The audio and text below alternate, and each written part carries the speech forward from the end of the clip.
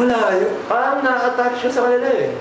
Like, sila din na-attach sila sa'yo, tapos parang, patulad na, lahat ng interviews ko sinasabi ko na they love unconditionally. If they like you, they really like you. Parang gano'n. So, yun, hindi ko kalahin na gano'n yung maging feel ko dito sa school eh. Akala ko business lang before, akala ko ganito. Pero pag, when I get a chance to spend time with the kids, sobrang sarap. Sobrang, ano ba yun, parang kids mo na sila, parang children mo, parang sa'yo na. So, yun, nakaka-attach sila. Ewan ko bakit. Pag naghanap na siguro ako malalaman ko. Part of getting free ice cream, of course, I think it's sharing the experience of being in an ice cream parlor. I think I had very good memories of being in an ice cream parlor when I was a kid.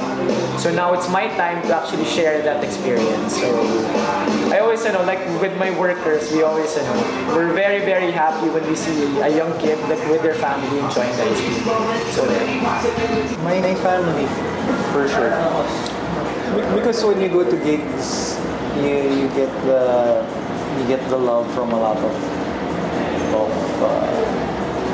the supporters.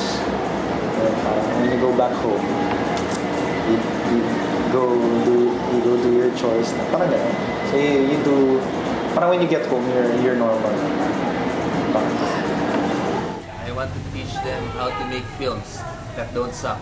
Because there's been too many imported films that suck.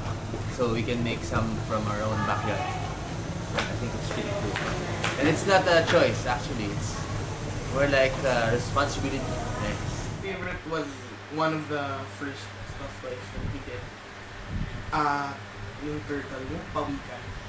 Kasi before, parang hirap na hirap kami gumawa ng design ng pawikan. Cute naman.